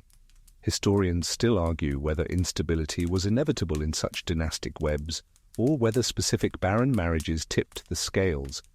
Either way, the result was the same: chaos and bloodshed. Without heirs, cousins became claimants, and claimants became threats. A duke with even a sliver of royal blood might start gathering allies, while foreign courts eyed the chance to marry their daughters into the vacuum. You can imagine the court gossip shifting overnight from pity for the Queen to cold strategizing. If she cannot bear an heir, perhaps we should prepare for a different dynasty altogether. A quirky tidbit: in some courts, when succession grew uncertain, nobles would keep a literal shortlist of potential heirs written down, tucked into letters, and even passed around at banquets. Imagine raising a toast while knowing your dinner companion has your husband's death penciled into his political daydreams. And sometimes the uncertainty exploded into open crisis. In Scotland, Mary, Queen of Scots, bore only one legitimate child, James VI. Had he not survived, the fragile Scottish crown might have fractured under rival claims from nobles and foreign powers alike. In France, the childlessness of Henri III threatened to end the Valois dynasty, pushing the kingdom into the wars of religion. A barren queen didn't just disappoint, she could inadvertently set her country ablaze. Historians still argue whether these wars were truly about religion, ambition, or dynastic failure. But the image of the empty cradle haunted political imagination. A throne without an heir was a feast table set for civil war. So you walk now into a grand hall where portraits of past monarchs loom from gilded frames. Each once represented continuity, the unbroken chain of dynasty. Yet the current queen paces beneath them, her gown whispering against the floor, knowing her silence threatens to snap that chain. Outside, nobles whisper alliances, bishops draft prayers, and generals sharpen swords. The nursery's silence has become the kingdom's loudest sound. You might not expect this, but when the queen failed to produce an heir and the king chose to remarry, the new wife, the so-called step-queen, was often met with daggers drawn, both literal and figurative. The court might have longed for her fertility, but they also resented her intrusion into the role once held sacred. Picture the old queen set aside, living in quiet exile or tucked away in a lesser castle, while the new bride sweeps into the palace with trumpets and silk.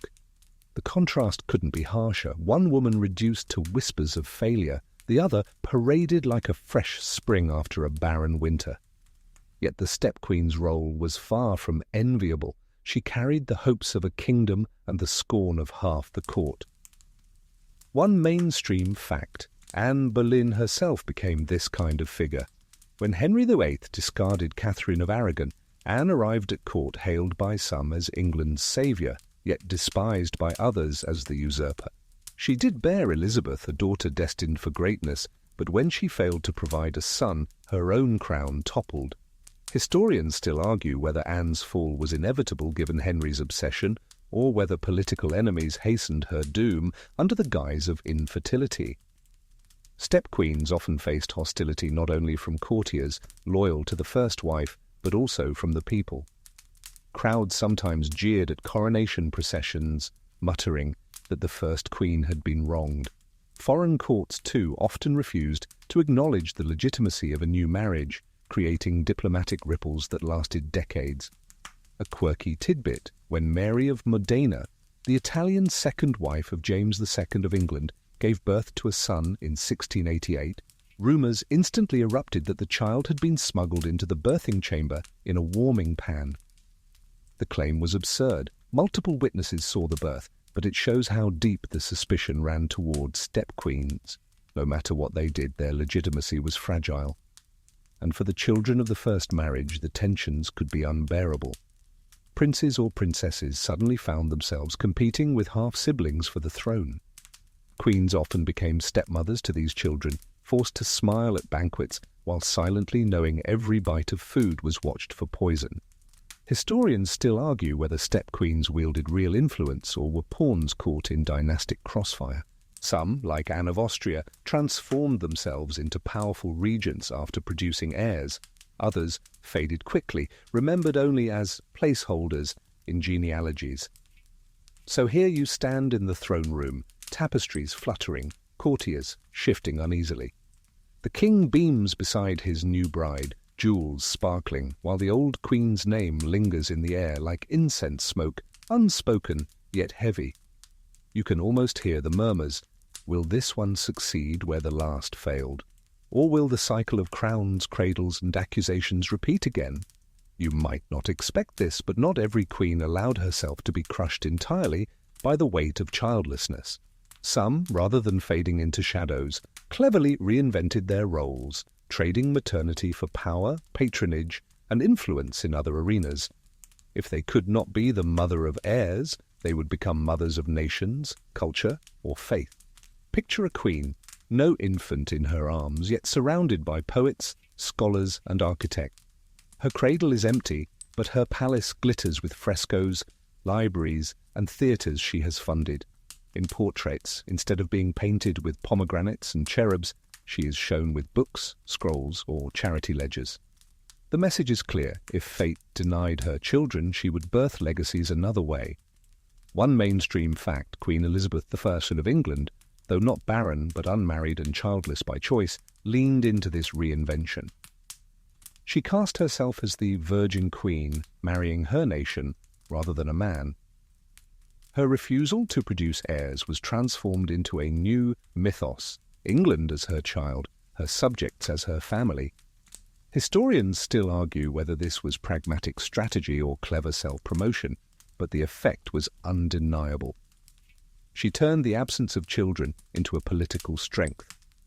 Other queens without heirs leaned into religion. Anne of Austria, before conceiving Louis XIV, crafted an image of deep piety, sponsoring churches, convents, and charities. By presenting herself as the kingdom's spiritual mother, she softened suspicion of her empty nursery. A quirky tidbit: some childless queens became passionate about gardens and animal menageries, showering maternal affection on plants and exotic pets. Chroniclers describe queens cooing over monkeys or tending elaborate flower beds, their palaces filled with parrots, peacocks, and fragrant orange trees.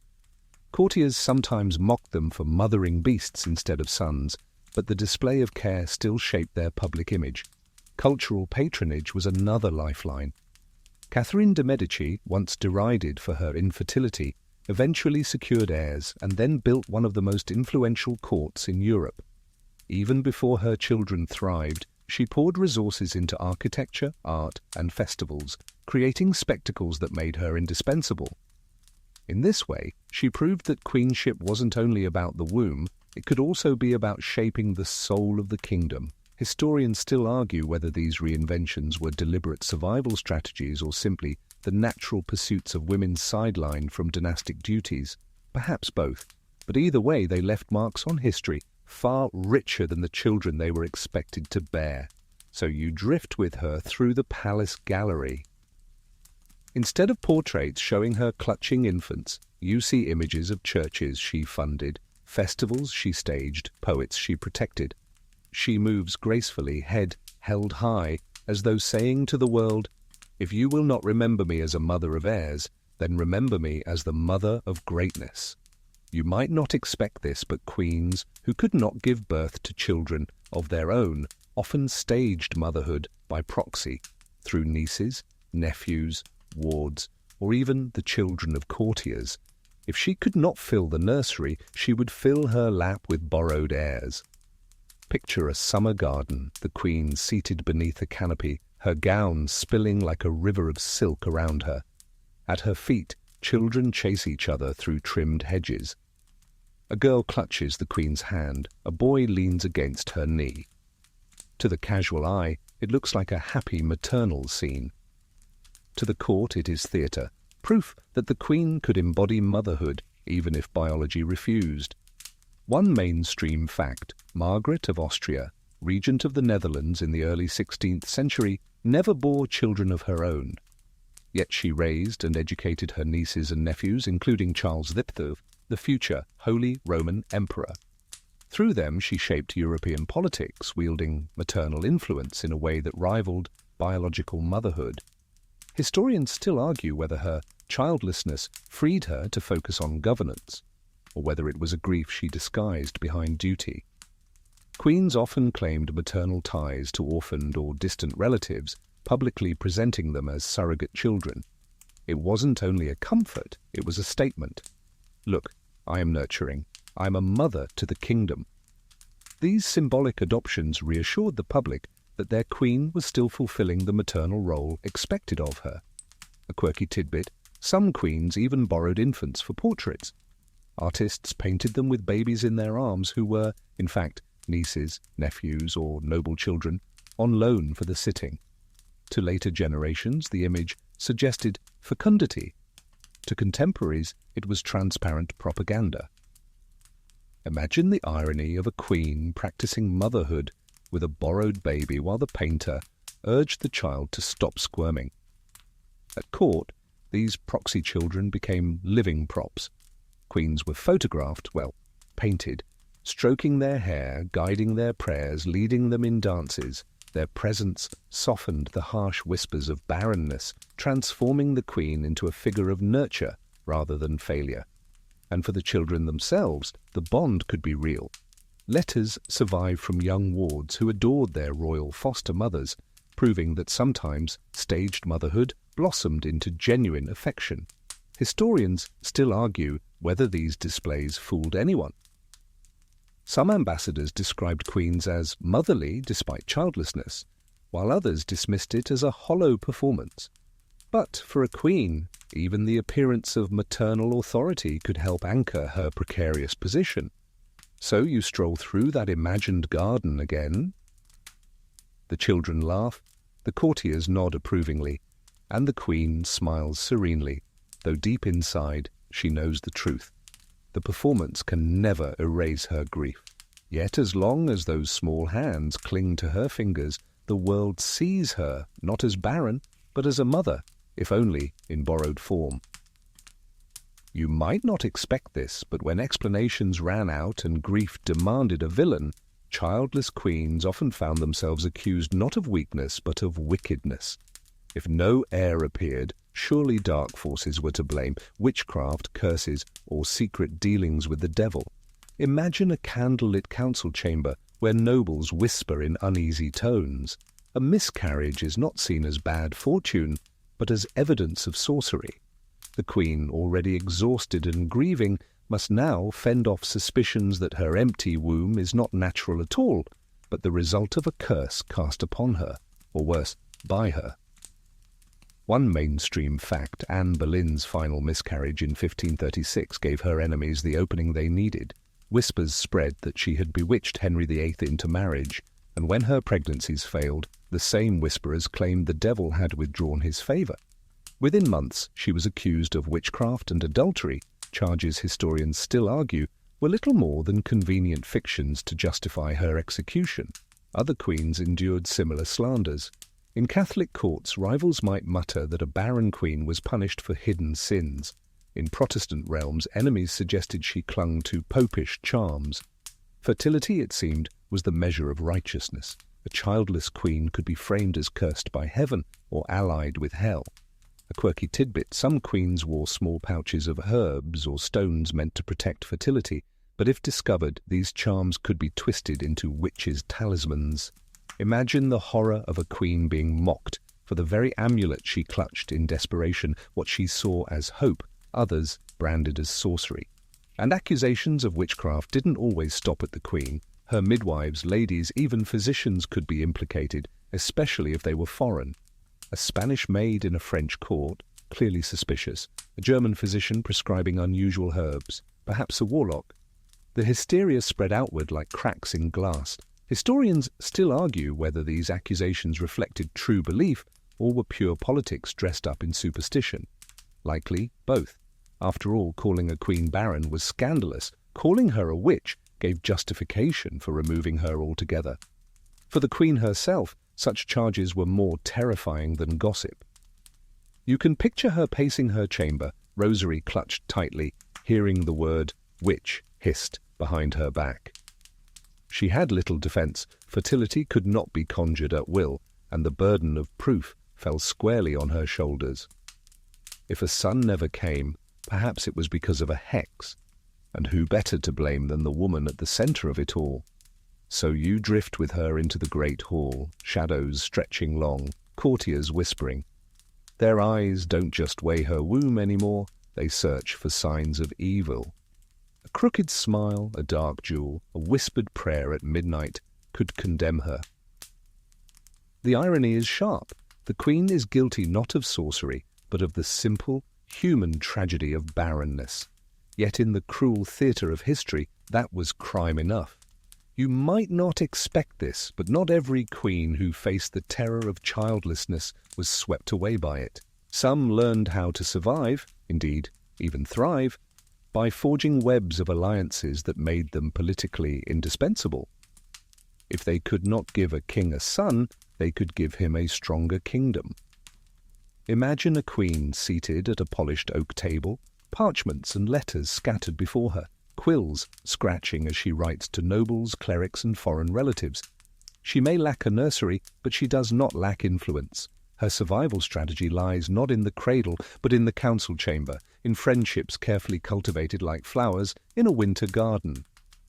One mainstream fact: Margaret of Austria, though widowed young and childless, became regent of the Netherlands and one of the most powerful women of her age. She raised her nieces and nephews, including the future Emperor Charles V, while using her alliances to shape European politics. Historians still argue whether her effectiveness came from the freedom childlessness afforded her, or whether she carved power from a position many thought hopeless. Other queens leaned heavily on diplomacy. A barren queen might strengthen ties with her natal family abroad, reminding the king that divorcing her would offend powerful allies. Anne of Austria, before she bore Louis XIV, maintained strong correspondence with Spanish relatives, securing her position even while childless. A quirky tidbit: some queens made friends with artists, scholars, or religious leaders, knowing that cultural reputation could insulate them against political attack. If she was painted as a patron of learning or praised as a saintly benefactor, then dismissing her became more difficult. Imagine enemies muttering, "She has no children, true, but can we risk offending the monastery she built or the poets she feeds?" And within the court, alliances with noblewomen were often lifelines. A barren queen might dote on the children of influential courtiers, securing their loyalty. Or she might confide in trusted ladies, weaving a network of protectors who shielded her from the sharpest barbs of gossip. Historians still argue how much of this survival was calculated strategy and how much was simply necessity. Did queens consciously play the game, or were they instinctively clinging to any thread of security? The surviving letters suggest both, a blend of deliberate political maneuvering and raw human desperation. So you walk beside her now through the palace gardens, not with children tugging at her gown, but with nobles trailing in her wake, eager for her favor. She bends her head toward a bishop, whispers a word to an ambassador, and nods warmly at a poet who bows too deeply. Each gesture, each smile, is a brick in the fortress she builds around herself. In the end, her alliances become her heirs. When the cradle stays empty, it is her friendships, her influence, and her networks that keep her name alive in the annals of power. You might not expect this, but over time, the story of barren queens began to change, not because their lives grew easier, but because the world itself started to view infertility differently. As Europe drifted into the Enlightenment, whispers of curses and divine punishment slowly gave way to murmurs of medicine and science. Imagine the shift. A 17th century queen still walked beneath crucifixes and fertility banners, but by the 18th century, physicians were writing treatises that suggested infertility was a medical condition rather than a moral failing. Her womb was no longer branded as closed by God, but rather in need of remedy. The difference was small, but it cracked open space for sympathy where once there had been condemnation. One mainstream fact: in the 18th century, doctors began experimenting with more systematic approaches to reproductive health. Works like Nicolas Venet's Tableau de l'amour conjugal in France framed fertility as part of human physiology, not purely divine whim. Historians still argue whether such texts truly improved women's lives or simply repackaged old biases with new vocabulary. But for queens, the subtle shift meant that barrenness could sometimes be explained rather than punished. The irony, of course, is that kings embraced this new science when it suited them. If doctors claimed the queen's body was simply unfit, then the king could remarry without casting blame on heaven. Progress, but still not justice. A quirky tidbit: some Enlightenment physicians believed that too much intellectual activity weakened a woman's womb. In other words, if a queen spent too much time reading, debating, or writing, she might use up energy meant for reproduction. Imagine being told, "Put down that philosophy book, Your Majesty, it's scaring away the heirs." It was science dressed up in superstition's old clothes. Still, the shift mattered. Where once barren queens had been burned in effigies or whispered about as witches, they were increasingly treated as patients. Pamphlets circulated offering medical advice, tonics, and scientific regimens. Midwives slowly gained reputations as skilled professionals, rather than mystical helpers. The palace nursery might still be silent, but the queen's dignity had a slightly sturdier defense. Historians still argue whether this change came from genuine compassion or from states' increasing need to rationalize dynastic instability. Perhaps both. But the Enlightenment era carved a new role for queens, no longer solely judged as sinners or cursed women, but as unfortunate sufferers of nature's flaws. So you drift now into a candlelit study where the queen sits across from a physician, his shelves lined with leather-bound books, rather than jars of herbs. He speaks not of demons or humours, but of anatomy and natural law. His words may not solve her problem, but at least they shift the story. She is not damned, not wicked, not cursed. She is simply human. You might not expect this, but as the centuries rolled forward, barren queens didn't vanish from history. They reappeared in newspapers, memoirs, and gossip columns, their struggles reframed for modern audiences. The throne may have modernized, but the fascination with heirs never died. Picture the 19th century, lithographs in shop windows, pamphlets sold on street corners, caricatures in satirical magazines. A queen's belly was still headline news, only now the rumours spread with ink and printing presses rather than whispered letters. The tone softened somewhat. Science had crept in, but the scrutiny remained relentless. One mainstream fact: Queen Victoria herself had many children, but her daughters and daughters-in-law weren't so fortunate. Empress Elizabeth of Austria, Sisi, endured heartbreaking losses and constant whispers about her health and fertility. Later, in the 20th century, stories about Queen Elizabeth II's younger sister, Princess Margaret, included speculation about reproductive health, proof that the obsession with royal wombs never truly faded. Historians still argue whether the rise of constitutional monarchies reduced pressure on queens to provide heirs, or whether dynastic continuity remained the quiet cornerstone of legitimacy. Even in more recent times, the narrative lingers. Consider how much public attention surrounded Princess Diana's pregnancies in the 1980s, or the endless speculation about Kate Middleton and Meghan Markle.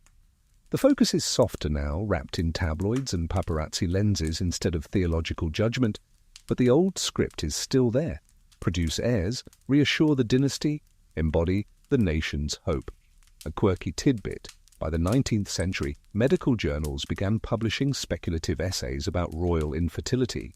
Doctors who had never examined a queen felt free to declare diagnoses from afar: uterine weakness, consumptive tendencies, or even overexcitement of nerves.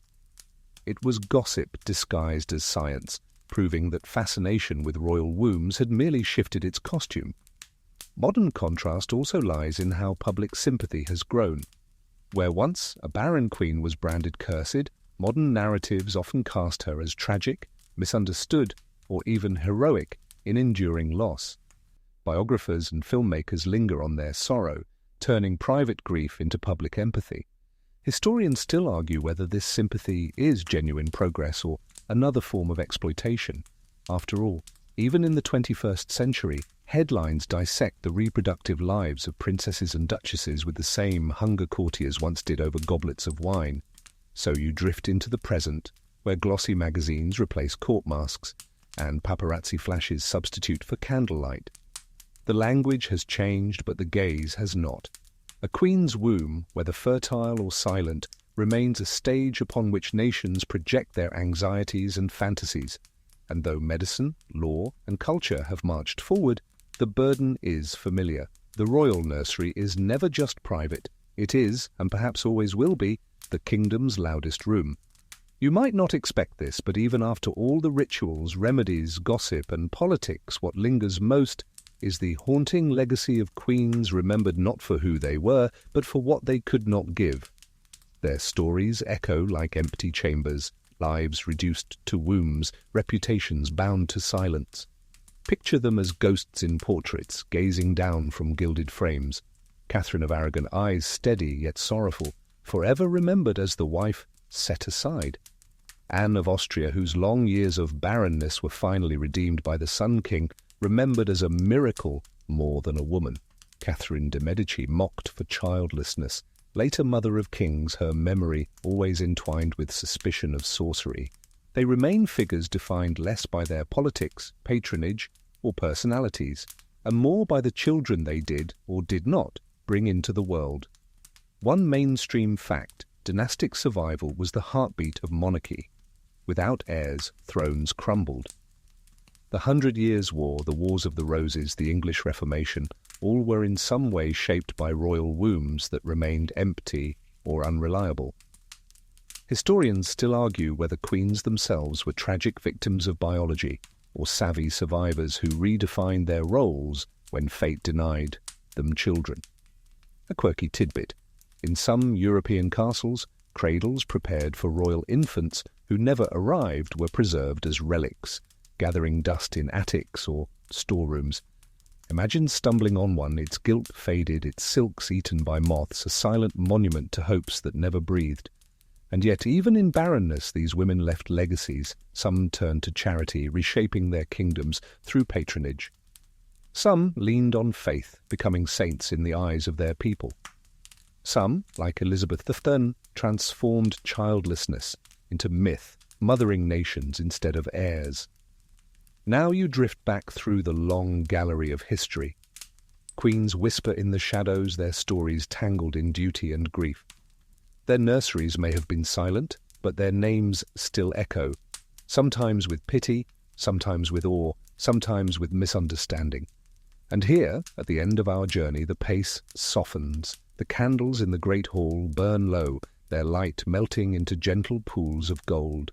The air grows warmer, the hum of history quieter, like a lullaby fading into silence. You feel yourself walking slower now, footsteps cushioned by velvet, until the noise of court intrigue is no more than a distant murmur. These queens, whether condemned or celebrated, remind you of a truth too often forgotten, that history remembers women for what they carried, but their worth was always more than the children they bore. In their silence, they taught endurance. In their reinvention, they taught resilience. And in their stories, they leave us lessons far beyond dynasties. So as you close your eyes, let the echoes soften. Imagine the heavy cradle, finally still, fading into a dreamscape where pressure falls away. The courts are empty now, the whispers gone. All that remains is the gentle hush of history, wrapping you like a blanket. Rest easy, knowing you've walked through centuries of burdens no one should have borne alone. The queens drift back into shadow, and the night welcomes you in. Now let the last flickers of imagery dim even further.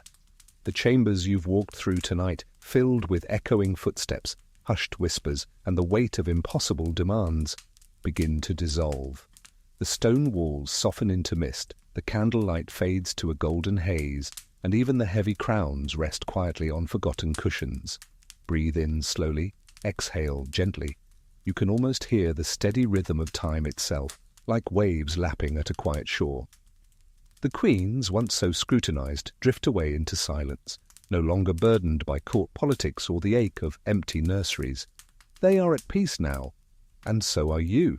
The stories you've heard were filled with tension, yet they are behind you now. What remains is a calm awareness that history, with all its demands, is past. The weight it placed on these women does not touch you here. Here you are safe, wrapped in the gentleness of the present moment. Notice how the air feels softer, the sounds quieter, your body lighter. Let your thoughts slow, like pages closing one by one. Each breath carries you further from the noise of palaces and closer to rest. You might picture a cradle, not empty this time, but rocking gently in the distance, carrying not expectation, but peace. Or you might see only darkness, comforting and warm, stretching endlessly like a velvet night sky. Let your shoulders loosen, your jaw unclench, your eyelids grow heavy. The queen's burdens are not yours. You are free to drift, free to rest, free to sleep. And as you finally sink into that deep quiet, remember, history is still there, but tonight it will stand guard for you, so you can let go.